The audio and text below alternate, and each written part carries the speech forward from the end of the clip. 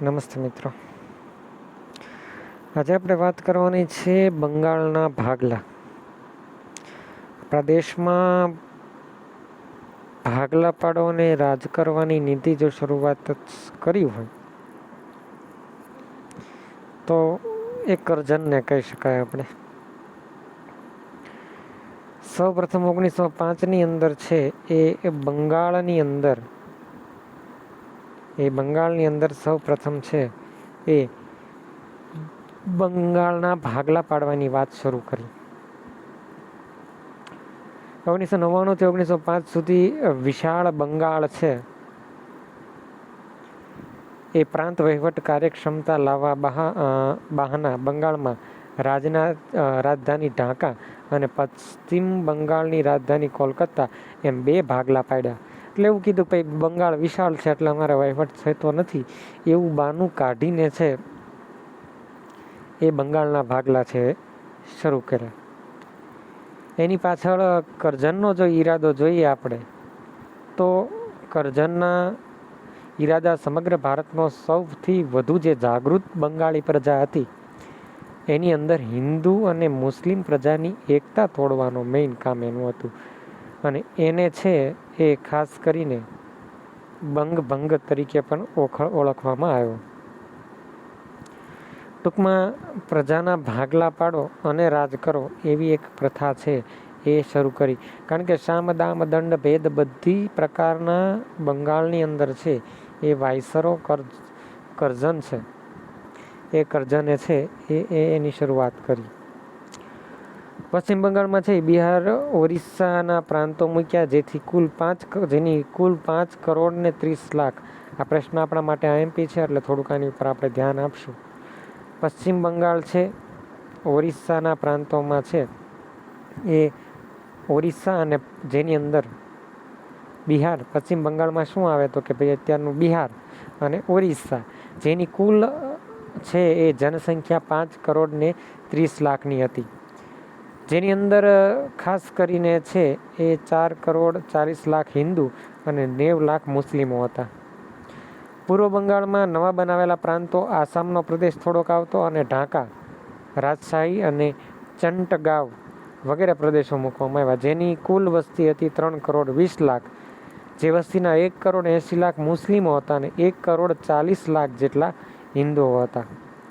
ટૂંકમાં વાત એ થઈ કે પૂર્વ બંગાળના નવા પ્રાંતમાં મુસ્લિમોની બહુમતી જાણીબૂજીને રખાય કે જેથી બંગાળી ભાષી હિન્દુઓ લઘુમતીમાં મુકાઈ જાય. એટલે સ્વાભાવિક રીતે છે એ બે ભાગલા પાડ્યા. ઓલામાં તો હિન્દુઓ હતા, આમાં આપોઆપ જે હિન્દુઓ વર્ષોથી ત્યાં રહે છે એનું શું થવાનું, તો એ આપોઆપ લઘુમતીમાં વહી જવાના.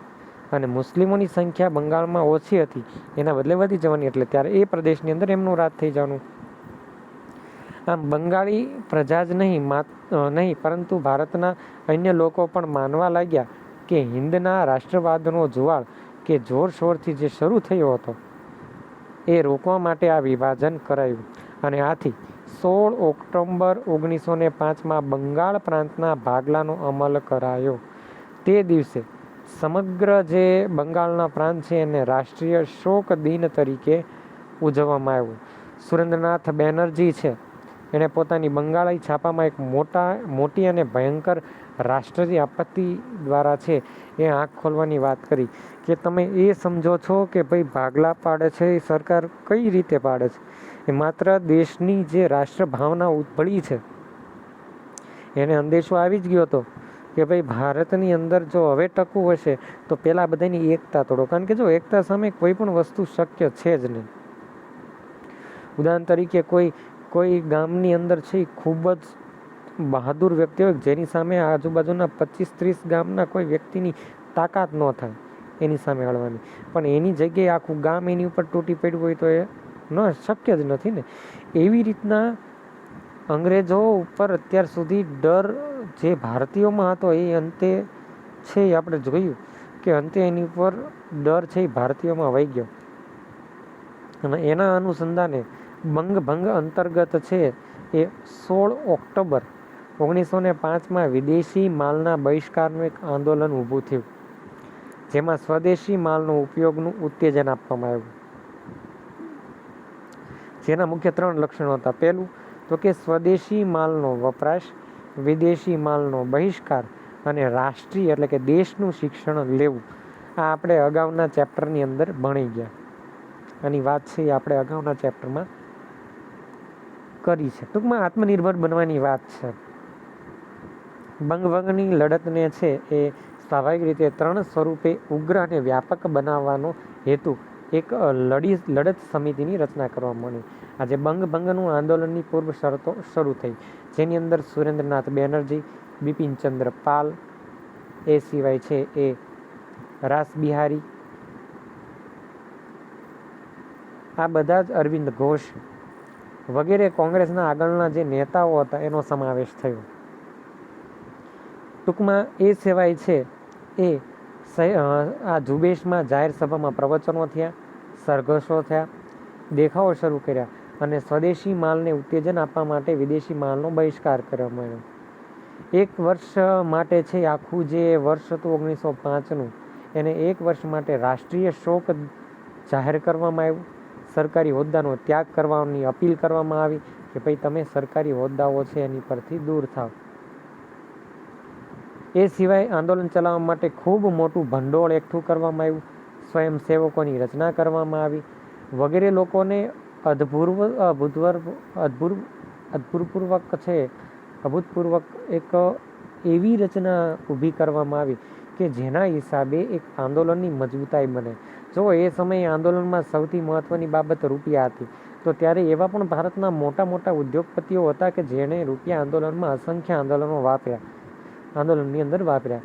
ટૂંકમાં આ જે ચીજ વસ્તુઓનો બહિષ્કાર કરવામાં આવ્યો, દુકાનો ઉપર છે એ પેકેટિંગ કરવામાં આવતું અને લડત વખતે ઉગ્ર બનાવવા સરકારી અધિકારીઓ અને લડતોનો છે એ વિરોધ કરનાર લોકોને ધોબી છે, વાળંદ છે, મોચી છે, રસોયા છે વગેરેની સેવાઓ મળતી બંધ થઈ. સ્વાભાવિક રીતે એની ઉપર સરકારી અધિકારીઓને લડતનો વિરોધ કરનાર લોકોને છે જે પણ એનો વિરોધ કરે છે એ બધાને આ બધા ધોબી, વાળંદ, મોચી, રસોયા, કારણ કે એ સ્વાભાવિક છે, એ ભારતીય લોકોની જ જરૂર પડવાની, તો એણે સામાન્ય પાયાની જે વસ્તુ હતી એ બંધ કરાવી દીધી. એ સિવાય છે લોકોને છે એ ઘણા બધા છે વિદેશની વસ્તુઓને છે એ સળગાવવામાં આવી. ત્યારબાદ સ્વદેશી જે અખબારોમાં લખાણો, સરઘસો, જાહેર સભાઓ, લોકગીતનો આશરો લેવામાં આવ્યો અને મોસ્ટ ઓફલી આપણા જે લોકગીત છે, આપણા રાષ્ટ્રીય ગીત છે, એ મોસ્ટ ઓફલી છે એ ત્યારનો ઉદ્ભવ છે. અને એ જ સમયે છે બંકિમચંદ્ર ચટ્ટોપાધ્યાયનું જે આનંદ મઠનું નવલકથાનું વંદે માતરમ ગીત છે એ ઠેર ઠેર છે એ ગુંજતું થયું. મોસ્ટ ઓફલી એક રીતે કહીએ ને તો આપણું રાષ્ટ્રીય ગીત છે એ વંદે માતરમ, રાષ્ટ્રીય ગાન જે જનગણ મન ગાઈએ છીએ આપણે રાષ્ટ્રીય ગીત, આ જે રાષ્ટ્રીય ગાન છે આપણું વંદે માતરમ, પણ હકીકતમાં જો પહેલું રાષ્ટ્રીય ગીતની આપણે કહેવું પડે તો એ વંદે માતરમ છે. એ સિવાય જે સ્વદેશી આંદોલન ભારતને ખૂબ લાભ થયો, જ્યારે વિદેશી માલના બહિષ્કારના પરિણામે જે ઇંગ્લેન્ડનો વેપારને સૌથી મોટો ફટકો લાગ્યો. જેસુર છે, બાંગુંદા છે, ઢાકા છે, આરા છે, હજીરાબાગ છે, નાદિયા છે, માલદા છે, બર્દવાન છે વગેરે 8 વેપારી કેન્દ્રોમાં સપ્ટેમ્બર 1904માં ઇંગ્લેન્ડથી 76,200 રૂપિયાની ચીજ વસ્તુની આયાત હિન્દમાં થઈ હતી. તે ઘટીને એટલે ટૂંકમાં એ સમયે ક્યારે તો કે 1904માં 76,200 રૂપિયાની ચીજ વસ્તુની જે આયાત થઈ હતી એ સપ્ટેમ્બરમાં ફક્ત 9700 રૂપિયાની જ થઈ. બરાબર, આપણને અત્યારના સમયે આ રૂપિયા બહુ નજીવા લાગે અને તે સમયના રૂપિયા એટલે અઢળક છે એ કહી શકાય. વિદેશી કાપડનો લગભગ 3 કરોડથી છે વધુ મીટર ઓછું આયાત થયું. 1 કરોડ રૂપિયાના સૂતર ઓછી આવક થઈ. પગરખાં 75% ઘટ્યા. સિગારેટની આયાત 50% ઘટી. એ સિવાય છે એ આયાત પર છે એ ખૂબ મોટો ફટકો લાગ્યો અને એની હિસાબે સ્પષ્ટ આંદોલનની અસર થઈ. એ સિવાય પ્રેસ, ક્ષણ વગેરે જે સરકારી જાહેર સાહસોની હડતાળો પાડવાથી બ્રિટિશ સરકારને પણ ભારે નુકસાન થયું. ઘણી બ્રિટિશ સરકારની કહી શકાય એવી કંપનીઓ ભારતમાં હતી, તો એનો પણ લોકોએ બહિષ્કાર કરીને કામ અટકાવી દીધું અને એના હિસાબે છે એ સરકારને સૌથી મોટી અસર થઈ. એ સિવાય રાષ્ટ્રીય આંદોલન માટેની ઊભી થઈ વિદ્યાર્થીઓને અંગ્રેજી શિક્ષણ ન લેવા માટે છે એ પ્રોત્સાહિત કરવામાં આવ્યા. સામૂહિક અને એના માટે છે વિદ્યાર્થીઓ આગળ પડતો ભાગ ભજવો. તેથી વિદ્યાર્થીઓને છે સામૂહિક દંડ કરવાથી માંડી અને શાળા કોલેજમાંથી કમી કરવા સુધીના પગલાં ભરવામાં આવ્યા. તેથી બંગાળમાં રાષ્ટ્રીય શાળા સ્થાપવામાં આવી. બંગભંગમાં જે વિદ્યાર્થીઓ જોડાયા એને કાઢી નાખવામાં આવ્યા અથવા તો એને સામૂહિક શિક્ષા કરવામાં આવી અને એના હિસાબે બંગાળની અંદર ભારતની કુલ રાષ્ટ્રીય છે એ શાળાઓ શરૂ થઈ. આમ બંગાળમાં ઈસવીસન 1907માં 25 રાષ્ટ્રીય માધ્યમિક શાળાઓ, 300 જેટલી રાષ્ટ્રીય પ્રાથમિક શાળાઓ છે એ રવિન્દ્રનાથ ટાગોરની શાંતિનિકેતન વિદ્યાપીઠ આ દરમિયાન વિકાસ થયો. આજે પણ શાંતિનિકેતન વિદ્યાપીઠ છે એનું એટલું જ મહત્વ છે. એ સિવાય પંજાબ, ઉત્તર પ્રદેશ, મધ્યપ્રદેશ, મુંબઈ, મદ્રાસ વગેરે પ્રાંતની અંદર પણ લડતોના પ્રત્યાઘાત એટલે કે લડતો ધીરે ધીરે શરૂ થઈ. પંજાબમાં ગુજરાતમાં પણ છે સ્વદેશી લડતનો છે એ પડઘો પડ્યો અને ધીરે ધીરે ત્યાં પણ શરૂ થઈ. ત્યારબાદ 1906ની અંદર મુસ્લિમ લીગની સ્થાપવાનો વિચાર સિમલા સંમેલનની અંદર રહ્યો.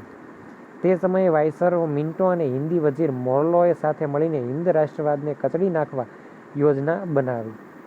મિન્ટોના સચિવે તેને સમયમાં અલીગઢ કોલેજના પ્રિન્સિપાલ આરકી બોન્ડે જણાવ્યું કે જો સુધારો મેળવવા માટે મુસ્લિમોએ મળવું હોય તો તેમણે અલગ મતાધિકાર માગણી કરવી હોય તો વાઇસરોએ મુસ્લિમ પ્રતિનિધિ મંડળની ખુશીથી મળશે. આમ પ્રિન્સિપાલ આરકી બોન્ડે અલીગઢ કોલેજના જે મંત્રી હતા એને એક પત્ર લખ્યો અને જેમાં માગણીઓના મુદ્દાઓ જરૂરી સૂચના કર્યા હતા. પત્ર મળતા છે આગા ખાનના નેતૃત્વ નીચે છે મુસ્લિમોનું એક પ્રતિનિધિ મંડળ છે એ સિમલા વાઇસરોને મળ્યું અને પોતાની માગણીઓ રજૂ કરી. જોકે તેમણે કોમવાદની માગણીનો સ્વીકાર કર્યો નહીં, પરંતુ ધોરણે અમલ મતાધિકાર આપવાની માગણી મુસ્લિમ સૂચન કરી. આમ અલગ પ્રતિનિધિત્વ માગણી મુસ્લિમોની નહીં પરંતુ હકીકતમાં અંગ્રેજોની એક નીપજ હતી. મિન્ટો અને એના એ કચરી કે ભાઈ હજી બંગભંગનું આંદોલનથી એકતા તૂટી એવું કાંઈ લાગતું નથી. એટલે એના માટે છે એણે એવી રચના કરી કે ભાઈ મુસ્લિમો પોતાનું એક પ્રતિનિધિત્વ મંડળ બનાવે. સ્વાભાવિક છે કે એનો એક નેતા હોય, એનું આખું મંડળ હોય અને એક સમૂહ હોય તો પછી બીજા સમૂહ સાથે એનો સંઘર્ષ આપોઆપ થશે. એમાં કોઈ એટલે કોઈ જાતની છે એ બીજી બાબત નહોતી. અને કેટલાક લેખકો છે એ આ વસ્તુને મુસ્લિમ કોમવાદના પિતા તરીકે મિન્ટોને છે એ ઓળખાવે છે. મિન્ટોએ છે એ મુસ્લિમ લીગની અલગ એટલે કે મુસ્લિમ જે છે એમને અલગ કરવાની એક પ્રથા શરૂ કરી. કારણ કે અત્યાર સુધી બંગાળની અંદર એ બધા મળીને આંદોલન ઉપર ચડ્યા હતા. એ આંદોલનને તોડવા માટે શું કરવું તો કે મુસ્લિમ લીગને અલગ કરો, ભારતમાં કોમવાદ ઊભું કરો અને જેને એમાં એવું થશે કે પછી અંગ્રેજીની સામે મુસ્લિમ લેશે એટલે મુસ્લિમ લોકો અંગ્રેજો બાજુ થઈ જાય. તો એ માટે છે એમણે લખ્યું કે પાકિસ્તાનના છે સાચા સર્જક મોહમ્મદ અલી જીણા કે રહીમતુલ્લા નહીં પરંતુ મિન્ટો જ હતા. એક અલગ મુસ્લિમ સંગઠન રચના કરવા મુસ્લિમોના એક જૂથને સમજાવવા માટે અંગ્રેજો સફળ રહે. ઘણા બધા મુસ્લિમ જૂથ હતા, એવું નહોતું. બધાને અંગ્રેજોએ બોલાવ્યા ને એને કીધું કે તમે એક અલગ આખું સંગઠન ઊભું કરો મુસ્લિમોનું. પરંતુ એ સમયે છે એના બદલે છે આજે મોહમ્મદ જીણા અને રહીમતુલ્લા જેવા જે હતા એમણે આ લીગ સ્થાપવા ઉપર રાજી કરી લીધા. 1906માં મુસ્લિમ લીગની સ્થાપના થઈ. મુસ્લિમના વડા જે આગા ખાન અને ઢાકાના નવાબ સલીમુલ્લા, વાઇસરો મિન્ટો અને ખાનગી મંત્રી ડનલોપ સ્મિથે મહત્વની ભૂમિકા ભજવી. કરાચી ખાતે 1907માં તેનું વિગતવાર બંધારણ ઘડવામાં આવ્યું. લાહોર અધિવેશનની અંદર 1908માં બંધારણને મંજૂર આપવામાં આવી. આમ અખિલ ભારતીય મુસ્લિમ લીગની સ્થાપના થઈ. મુસ્લિમ બિરાદરો છે એ કોંગ્રેસની વાર્ષિક અધિવેશનમાં હાજર ન રહે તે માટે કોંગ્રેસના અધિવેશન દિવસે જ મુસ્લિમ લીગનું વાર્ષિક અધિવેશન ગોઠવવામાં આવ્યું. એટલે કે કોંગ્રેસ લીગની અંદર મુસ્લિમોનું પણ સંગઠન મિક્સ જ હતું, પરંતુ એમાં ન જઈ શકે અને એમાં જ ભેગા થાય, એમાંથી વિખવાદ ઊભો થાય એના માટે એનું વાર્ષિક અધિવેશન છે એ અખિલ ભારતીય મુસ્લિમ લીગનું એ જ દિવસોમાં ગોઠવવામાં આવ્યું. કોંગ્રેસના ભાગલા, બરાબર. હિન્દ રાષ્ટ્રીય મહાસભા દ્વારા આયોજન કરવામાં આવેલ 1905 થી 1906ના અધિવેશનમાં જહાલ અને મવાળ આ બે પક્ષ વચ્ચે વિભિન્નતા વધી ગઈ.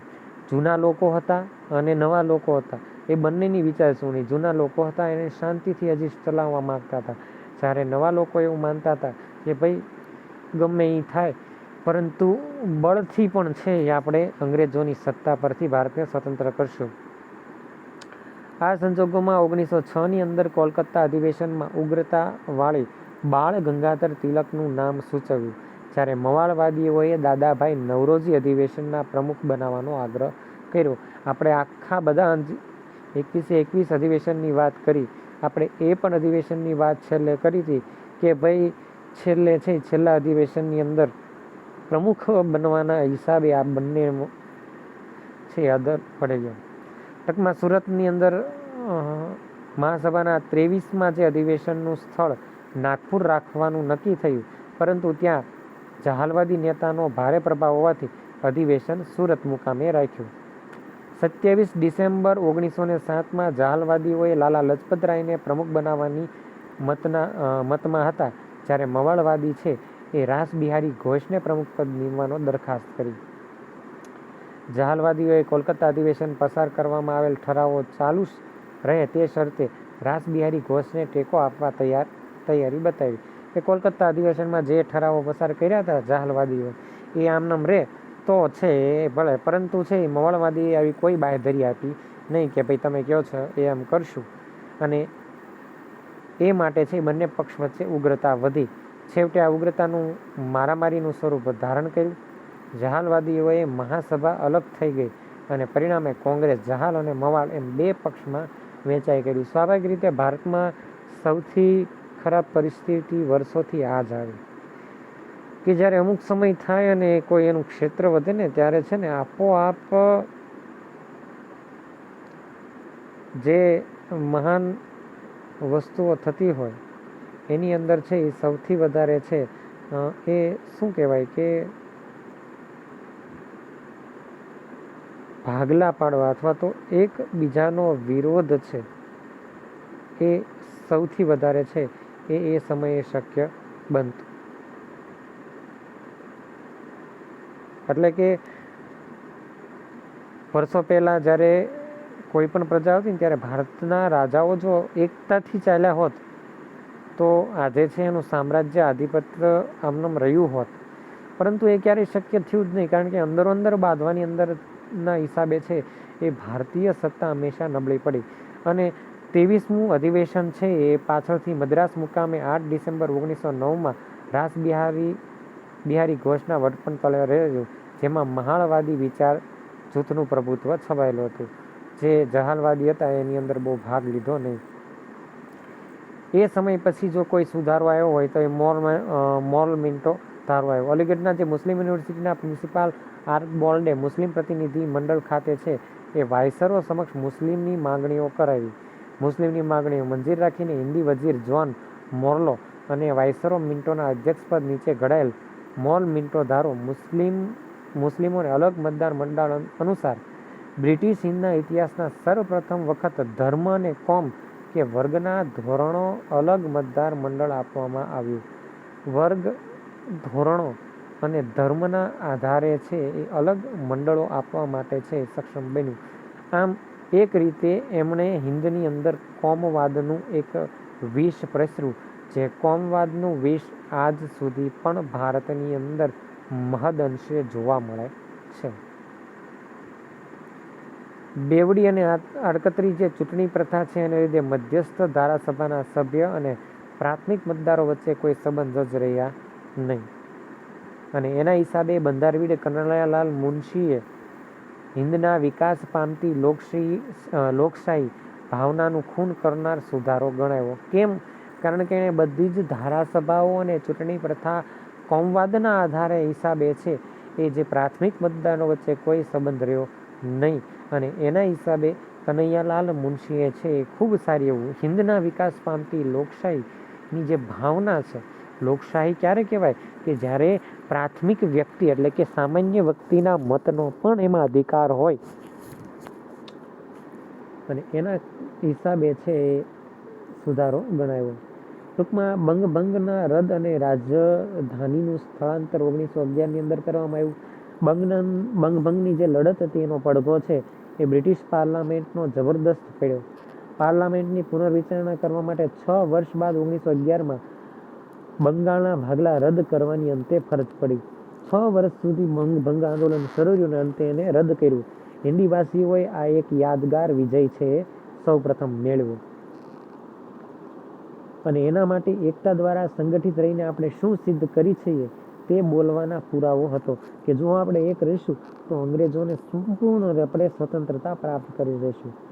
એ જ સમયે દેશની ભાવિ રાષ્ટ્રીય લડતને ભાવિ ઇતિહાસ ભવિષ્યની પેઢીઓ માટે પ્રેરણાના પથદાયક બંગનું આંદોલન પૂરા પાડ્યા છે.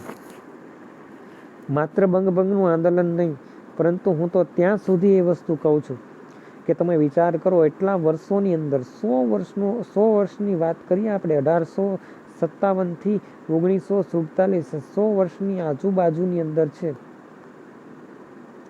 એ ભારત કેટલા વ્યક્તિઓ એને પોતાનું જીવન છે એ હોમી દીધું.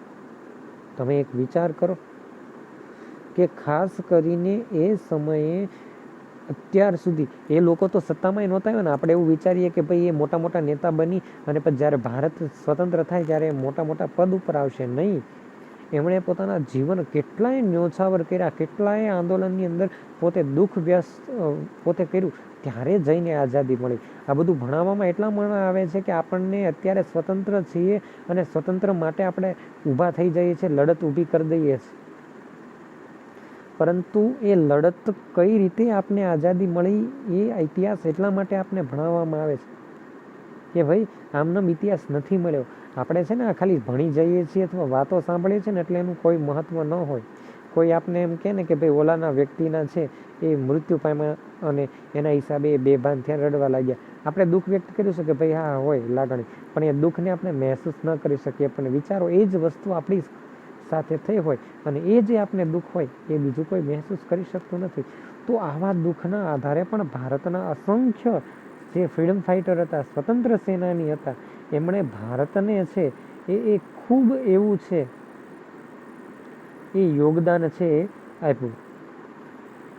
એ સિવાય ઘર આંગણાની સ્થિતિ સંભાળી લેવા ઈરાદા સાથે સરકારે છે એ બ્રિટિશ રાજકીય જ્યોર્જ પંચની પણ હિન્દની મુલાકાત આમંત્રણ આપ્યું, જેની અંદર દિલ્હીમાં ભવ્ય દરબાર ભર્યો અને 12 ડિસેમ્બર 1911માં આ સમારંભમાં જ્યોર્જ પંચમના માધ્યમથી ભંગ રદ કરવાની અને ક્રાંતિકારીની પ્રવૃત્તિઓના મંથક બની જવા પામેલા કોલકાતાની રાજધાની ખસેડી અને દિલ્હી લઈ જવાની જાહેરાત કરવામાં આવી. કારણ કે ક્રાંતિકારીઓની મથક છે એ ક્રાંતિકારીઓની મથક કોલકાતા બની ગયું હતું. કોલકાતામાં અસંખ્ય ક્રાંતિકારીઓએ છે એ પોતાનું વ્યવસ્થા છે એ ઊભી કરી દીધી હતી. તો હવે અંગ્રેજોએ એવું નક્કી કર્યું કે ભાઈ આપણે એને દિલ્હી લઈ જઈએ. આમ બંગાળના ભાગલા રદ થયા બાદ કોમવાદી મુસ્લિમોએ છે એ સરકારની ભારે ટીકા સાથે છે એ પોતાની અણગમો પ્રદર્શિત કર્યો. આમ સરકારે જે બહુસંખ્ય હિન્દુ આગળ ઝૂકી ગઈ અને એવા આક્ષેપો પણ કર્યા. બંગાળના ભાગલા રદ થતાં કોમીવાદી જે મુસ્લિમોએ સરકારની ભારે ટીકા સાથે પોતાની જે અણગમો પ્રદર્શિત કર્યો અને સરકારને બહુસંખ્ય એટલે જે અમુક કોમવાદી મુસ્લિમો હતા, બધા મુસ્લિમો એવા નહોતા પણ કોમવાદી જે મુસ્લિમો હતા એ મુસ્લિમ લીગના જે લોકો હતા એને એવો વિરોધ કર્યો સરકાર સામે કે ભાઈ તમે તો છે એ આ હિન્દીઓ છે એટલે કે હિન્દુઓ વધારે છે એટલે એની સામે તમે ઝૂકી ગયા છો અને એવા આક્ષેપ પણ સરકાર સામે કરવામાં આવ્યા. ત્યારબાદ હોમ રૂલ આંદોલન શરૂ થયું. જાહલવાદી જે નેતા બાળ ગંગાધર તિલકે છે માંડલેની જેલમાં છે એ રાખવામાં આવ્યા. 1908થી લઈને 1914 અહીં તેણે તિલક અને તેના સાથીદારોને ખાતરી થઈ કે હોમ રૂલ એટલે કે ગૃહ સ્વરાજ એટલે કે આપણું સ્વરાજ માટે આંદોલન કરવું જોઈએ. આથી તેઓએ પુના 28 એપ્રિલ 1916માં હોમ રૂલ લીગની છે એ સ્થાપના કરી. આ એટલા વર્ષ પોતે છે એ જેલમાં રહ્યા અને એ જેલની અંદર રહેવાથી છે હોમ રૂલ લીગની સ્થાપના થઈ. ટિલકે છે એ સ્વરાજ્ય મારો જન્મસિદ્ધ અધિકાર છે અને તેને મેળવીને જ હું જંપીશ આવું એક હોમ રૂલ માટે આંદોલન શરૂ કર્યું. શ્રીમતી એસી બેસન્ટે પણ ચેન્નઈ મદ્રાસ ખાતે સપ્ટેમ્બર 1916ની અંદર હોમ રૂલ લીગની સ્થાપના કરી. આ બંને સંસ્થાના હેતુ બંગાળ જે બંધારણીય માર્ગ છે એને ગૃહ સ્વરાજ અથવા તો છે એ ટિળકે પોતાના અખબાર કેસરી અને મરાઠાના લેખો લખીને ભાષણો આપીને હોમ રૂલ તરફેણ છે એ લોકમત ફેરવ્યા. ટૂંકમાં આ દરમિયાન ટિળકે છે જે લોકમાન્ય તિલકનું બિરુદ હોમ રૂલની અંદર છે એમને મળ્યું અને છેક સુધી એણે કીધું કે જ્યાં સુધી હું મરીશ ત્યાં સુધી માત્ર મારે આઝાદી જોઈએ. અને એની સાથે એની બેસન્ટે છે એ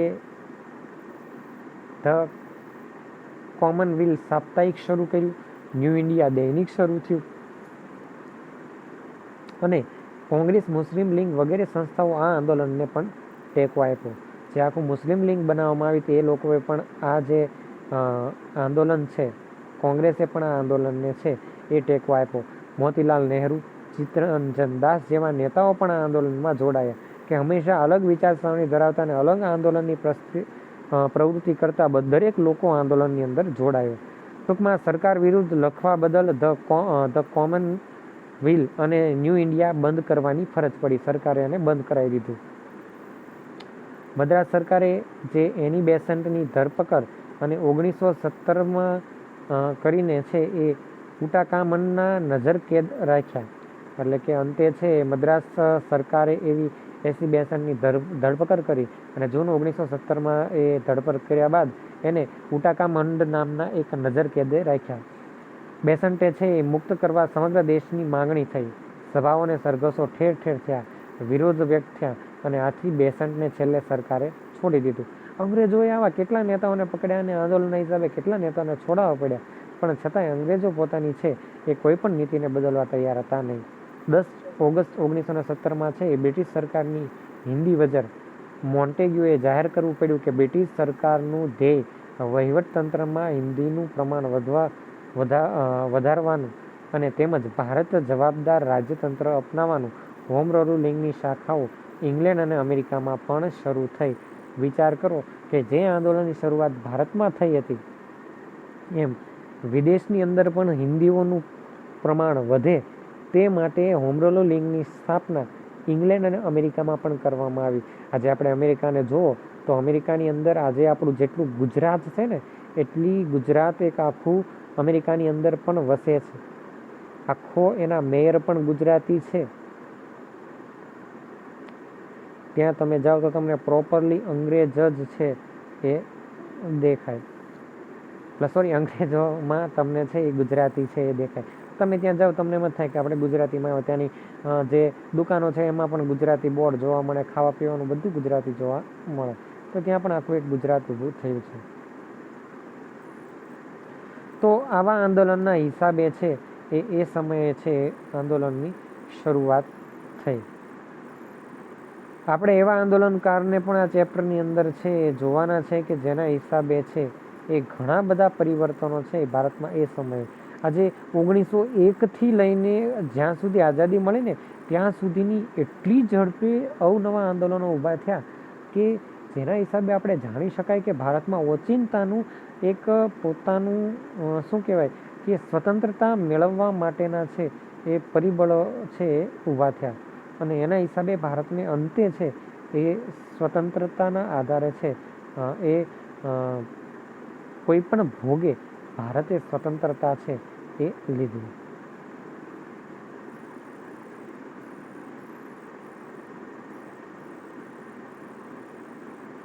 રાષ્ટ્રીય આત્યંતિક રાષ્ટ્રીયવાદની જો વાત કરીએ તો રાષ્ટ્રીય આંદોલન 3 વિચારસરણી જોવા મળતી હતી આપણા રાષ્ટ્રીય.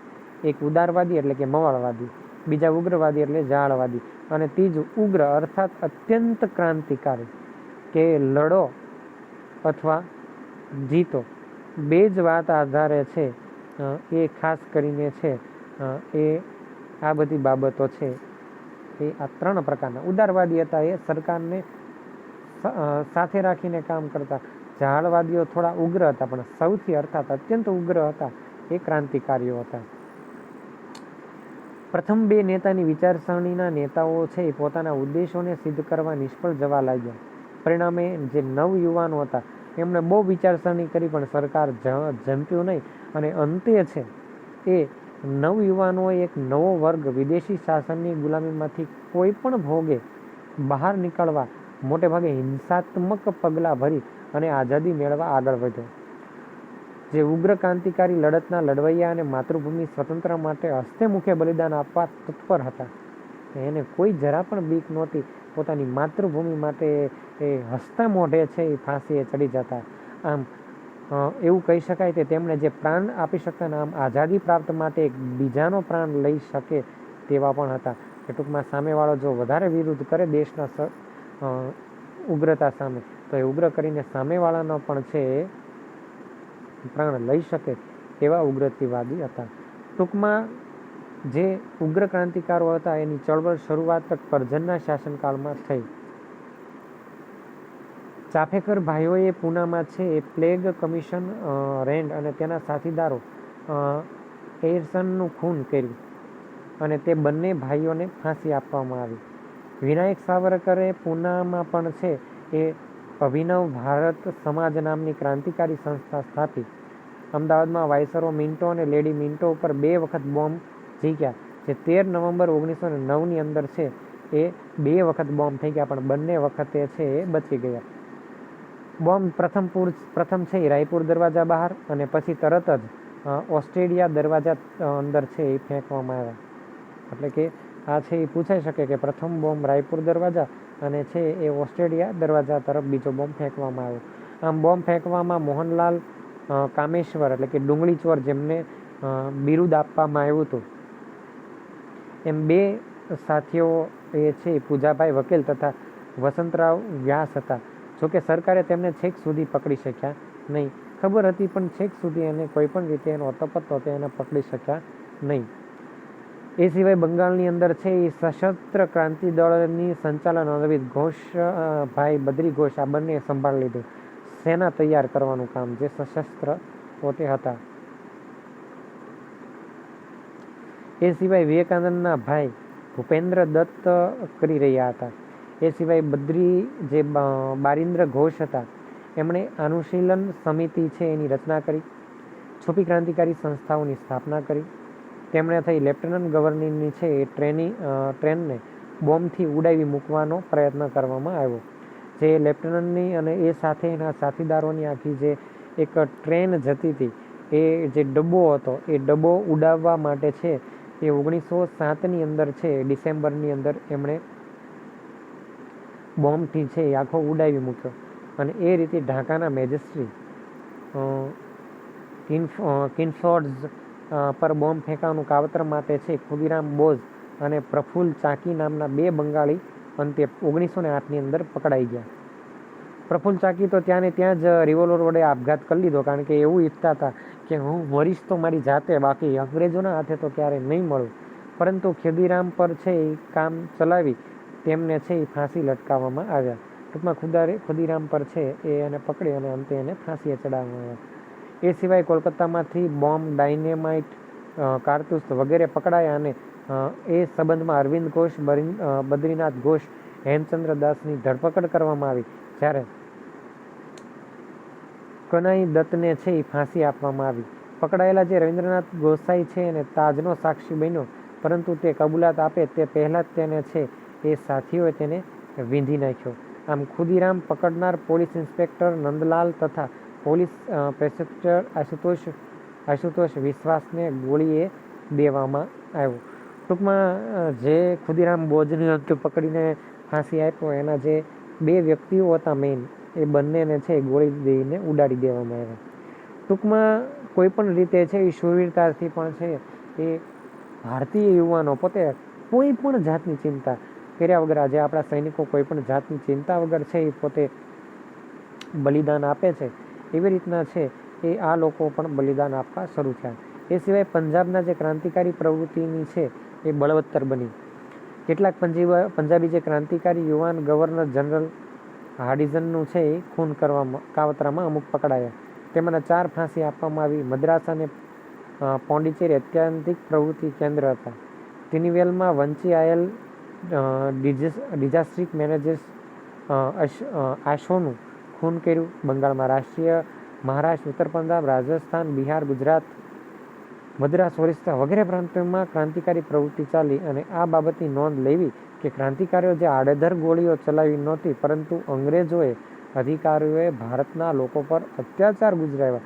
એને કોઈ એવો શોખ નહોતો કે અંગ્રેજોને મારી નાખે, પરંતુ જ્યારે કોઈ વસ્તુનું એક લિમિટેશન પૂરું થાય ને ત્યારે એ સમયે વ્યક્તિ આપોઆપ ઉગ્ર બને.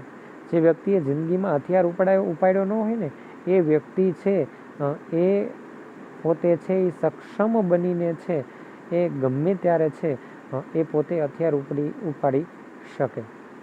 તો ટૂંકમાં ખુદ અંગ્રેજોએ જ આ એક ક્રાંતિકારોને છે એ ઊભા કર્યા હતા. અને એ માટે છે ખાસ કરીને છે એમણે એવો પ્રયત્ન કર્યો કે જે પણ આ ઉગ્ર વ્યક્તિ છે અંગ્રેજો કે જેણે અત્યાચારોનું ભારતની અંદર છે એ પ્રયત્નો કર્યા છે એ લોકોને એણે ગોતીને છે એ મારવાની શરૂઆત કરી. અને એ માટે છે આ જે ઉગ્રવાદી હતા એમણે છે એ ખૂબ એવું ભારતની ઉપર છે એને બલિદાન આપ્યું. ભલે ને કારણ કે એ લોકો છે એ કરો યા મરોની સ્થિતિમાં હતા. તો શહીદ થઈ ગયા એટલે એનું આપણે વારંવાર નામ નથી સાંભળતા, પણ જે આ લોકોએ કર્યું છે એનાથી અંગ્રેજોની અંદર એક એવી ધાક બેસી ગઈ કે ભારતની અંદર લાંબા સમય રહેવું એ ખૂબ હવે આકરું છે. કારણ કે અત્યાર સુધીની પ્રજા જે શાંતિ અને સત્ય અહિંસાની બાબતની વાત કરતી, આજે એની અંદર એના યુવાનો છે એ ઉગ્રતાથી વિરોધ કરવા લાગ્યા.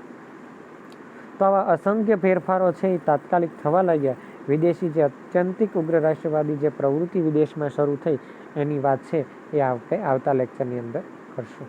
ખૂબ ખૂબ ધન્યવાદ. નમસ્તે.